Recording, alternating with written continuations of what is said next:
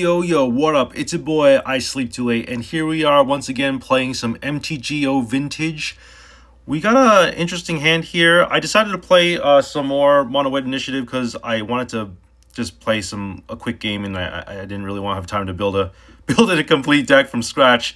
So we're gonna go with the deck that works.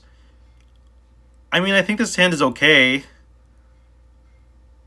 It's not like amazing, but I guess we can keep it. We'll see what happens. I mean, the problem is we have a wasteland and we have another land, but not much else, right? I mean, we can like pitch two things to Chromox. It's pretty good. I mean, it's solid. If they go like Bizarre Baghdad, which they might be, then we could like, oh, okay, they're mono white initiative too. All right. I was gonna say like we could theoretically Anointed Peacekeeper. Okay, so they have like the same hand pretty much. Two Chromoxes. Yeah, they're doing the same thing. Dragon. Ooh.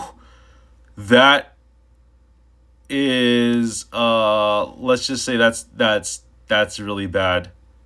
I kind of want to just concede now. Yeah, let's concede. Let's move on to game 2 because that way they don't know what our hand is. They don't see like what the rest of our deck is, and we can kind of sideboard against them to our favor. So let's do that. This will give us our best. The reason why you concede on turn 1 is in Vintage. That's not an uncommon play, just so you know. I'm just trying to educate any of those who don't play Vintage. A lot of people do this if they don't want to reveal information to their opponent about what their deck is. And it also gives you the best chance at winning game 2 and eventually getting the advantage in game 3 as well. So in this sideboard, I'd like to bring out some Swords of Plowshares and obviously the Archon of Absolution. They don't know what deck we're playing, so we will have the upper hand here. And I mean, Void Mirror on the play is pretty good. But what do we cut here is the question. Honestly, like there's nothing that Anointed Peacekeeper really does except make things a little bit more annoying for them. Clarion Conquer obviously is great. Archon of Emeria is also kind of great too. But actually, even Archon of Emeria is not that great because these cards are very good against like the mirror. Not the mirror, but like anything but the mirror. So I don't know. I feel like that's what we do. We definitely want our lands. I guess we can cut like March of Otherworldly Light too, and maybe bring in like I don't know. We could bring in like we could bring in like 2 Archons. Maybe go up to 3 Archon of Emerias. My hunch is that Anointed Peacekeeper isn't going to be as strong as you would imagine in the mirror, but I could be wrong about that. All right, well, let's ship this. I think that we have a pretty solid sideboard plan. It might not be the best, but at least our opponent doesn't know what we're playing, so that's good. And we got the Void Mirror too, so that's good too. Let's keep this hand, and we can even start the game with Void Mirror, and if they concede, then that gives us information about that means they would have gone to game 3 without even knowing what deck we're playing, which is also very interesting too. So let's go ahead and go Void Mirror here. And we're going to just play Wasteland and pass the turn. They don't know what deck we're playing, and we're not going to tell them yet until we get more information, until like we have to, basically. Oh, you know what? Cavern of Souls is interesting, but we can probably force that, I think, or Wasteland it. Because if they go like Ancient Tomb, it's already too late, you know?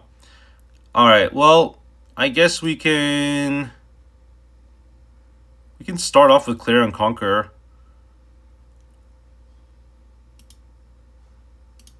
They really want to know what deck we're playing, and I'm going to tell them right now because we don't really have any other options. But see, now they can't do artifacts, not that they could anyway, because of Void Mirror, and they have to play like 1 land a turn pretty much. So they're relegated to doing that. They can't play a White Plume Adventure this turn as much as they would want to. They named Cleric here. Alright, well, we'll just attack here. I don't think there's a point in playing the Witch Enchanter. I kind of want to have like extra mana, so we're just gonna play this tapped and hold off on naming anything with the Cavern. I'm gonna F6 here. All right, so they're gonna take the initiative, which is a little bit problematic, but we can get the initiative back, so nothing to really worry about. Got a Chrome Mox here. We're gonna attack, get our planes, thin out our deck. It's very likely we still lose, but it's too soon to say for sure. But we don't have to commit to the Cavern of Souls just yet. We can do stuff, and I do apologize. My screen is lagging a little bit, so I apologize if that bothers you. All right, let's see here. They're gonna take the initiative back. The good thing is we're gonna be able to take more initiatives as long as we have a flyer. And we have 4 Swords of Plowshares in our deck, so I'm hopeful. They're probably saving their initiative cards for the future.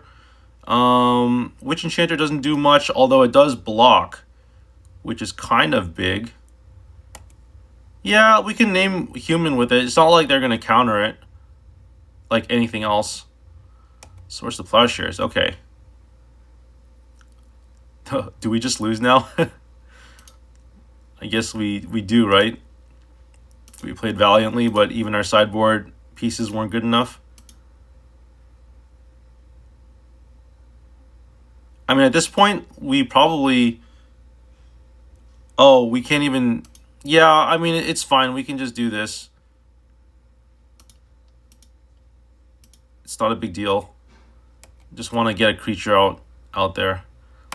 But the problem is, you know, they're going to trap me. They're going to do a whole lot here, and it's going to be really annoying, but what can you do? That's what happens when you face the mirror. It's like, not necessarily a 50-50. Like, if your opponent's more skilled than you are, then, yeah, you're more likely to lose. And it seems like our opponent is more skilled than we are at this sideboard game. Because they knew that, I mean, they either had Source of Plowshares in the main, or they knew that they were going to benefit from a Source of Plowshares. Let's see here. 1, 2, 3, 4, 5, 6. Oh, we were so close. All right, well, I think we're just going to concede here. This was a short game, but I figured I'd bang something out real quick. So let's look at the deck since we have some time. We'll go check out the deck real quick and see what's going on here. So I'm just going to go to my collection, and we're going to go to Initiative Hate Bear. All right, so this is the deck. As you can see, it's a standard mono white initiative deck. This is the one that won the major tournament. I apologize, I forgot what it was, but as you can see here, it's got the initiative cards running 3 copies of Seasoned Dungeoneer. Interestingly enough, it doesn't run Soul Ring, and I think that's intentional. I think there's a couple of reasons for that. Oh, this thing is frozen.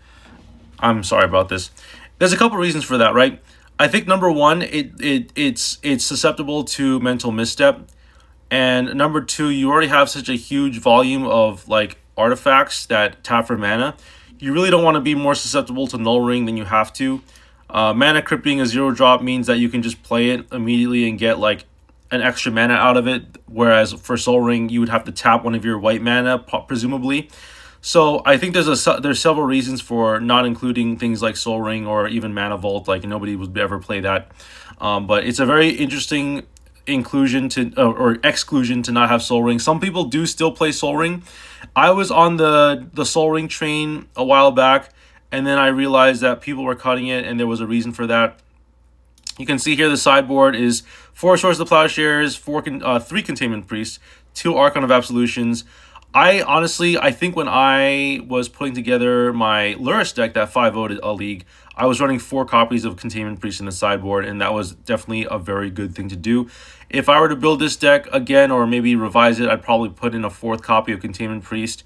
Maybe take out the Void Mirror, because we already have 2 of them. I mean, Void Mirror is a good card, but it also hurts us just as much. And Vexing Bauble, Chalice of the Void do kind of the same thing, but for like the cheaper mana.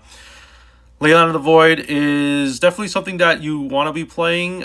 It's always a good idea to have it, but just keep in mind that if you're playing this against Dredge, they will have Force of Vigor, right? Is that what it's called? So they will be able to handle Leyline of the Void unless you can land a Vexing Bauble and hard lock them that way. So anyway, that's going to be it for the video. Sorry it was a little short video, but anytime a short video like this happens and I prematurely concede, I like to talk about the deck a little bit and my decisions for the deck building. Anyway, that's going to be a wrap for today. If you haven't already, subscribe to my channel, and I will see you all next time. Peace out.